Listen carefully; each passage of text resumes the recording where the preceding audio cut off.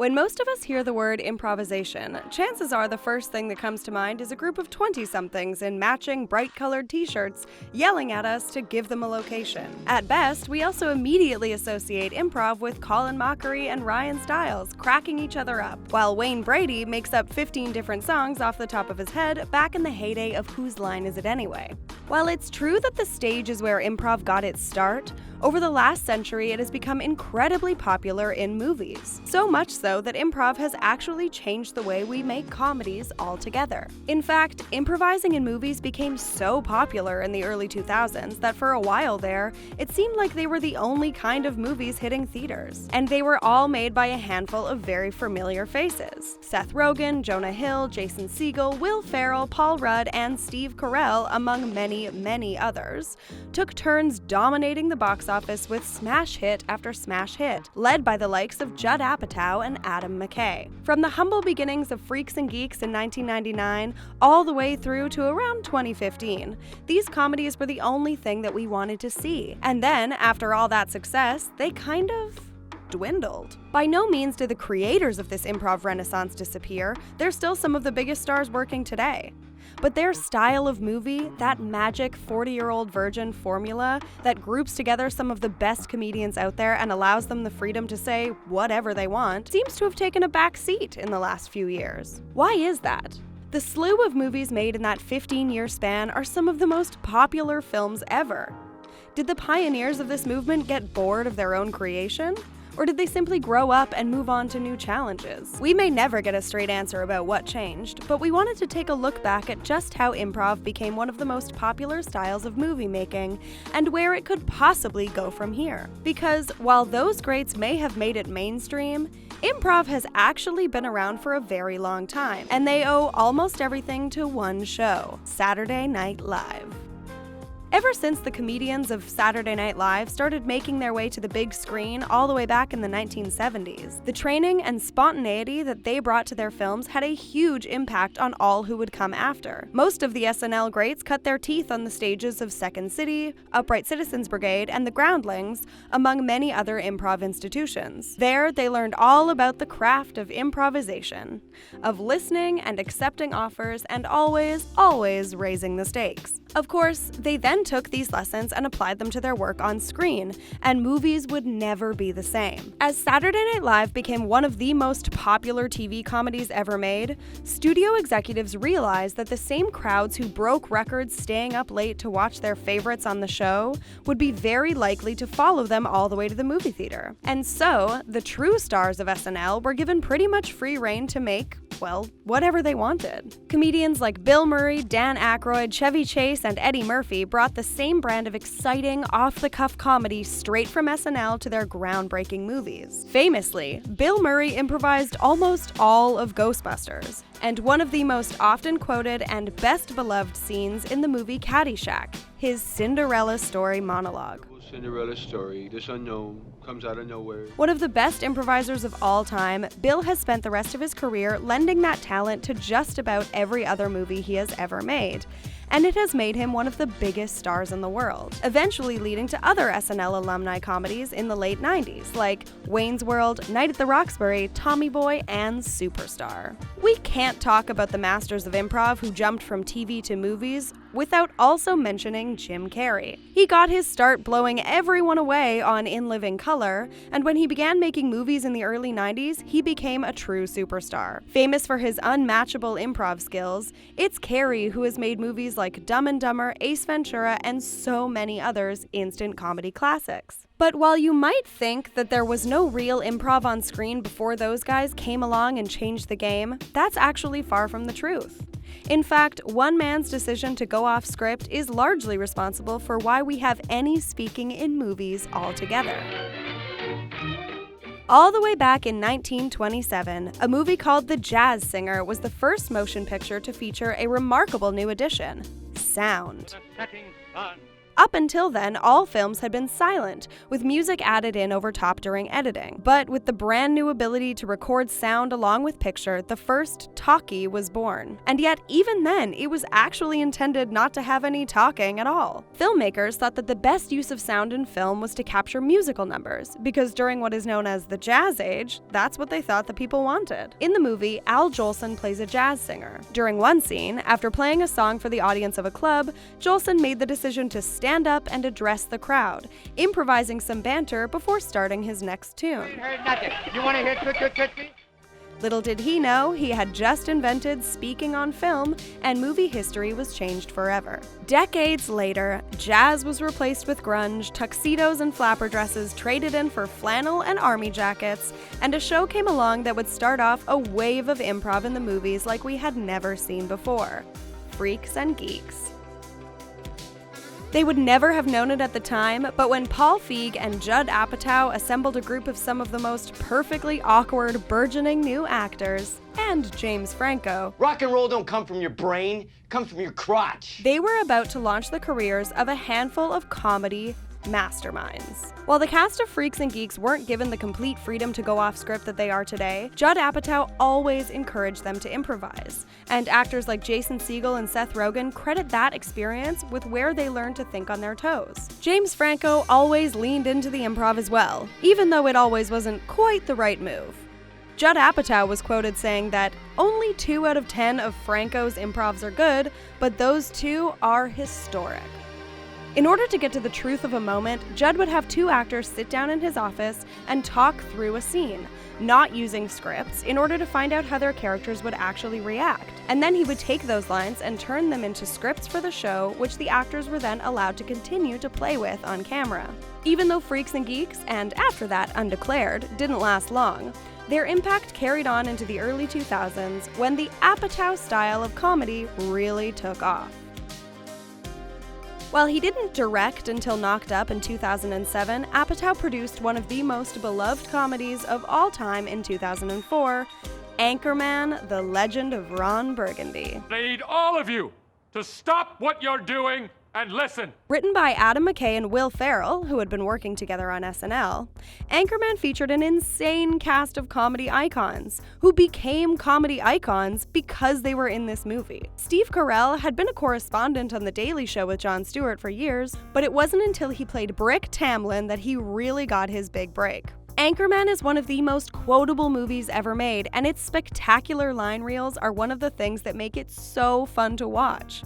60% of the time, it works every time. It's clear that they simply kept the cameras rolling as Ferrell, Rudd, Carell, and Christina Applegate played off of one another, or simply tried to hold it together while Will Ferrell did what he does best. Like one giant family tree, all of these comedy pals branched off to absolutely dominate the box office over the next decade. From Will Ferrell and Adam McKay came Step Brothers, Blades of Glory, Talladega Nights, and Walk Hard, among others. Judd Apatow kept things going with movies like Knocked Up, The 40-Year-Old Virgin, Forgetting Sarah Marshall, Funny People, Get Him to the Greek, and the amazing Bridesmaids. Seth Rogen and his writing partner Evan Goldberg started their own production company, and with the help of Apatow, made the game-changing Superbad, which introduced us to Jonah Hill and an unknown actress named Emma Stone. That they then followed up with Pineapple Express and This Is the End. Of course, there was a never-ending crossover among these movies, and they all really do stem from the same ever-growing community of hilarious people who love to work together.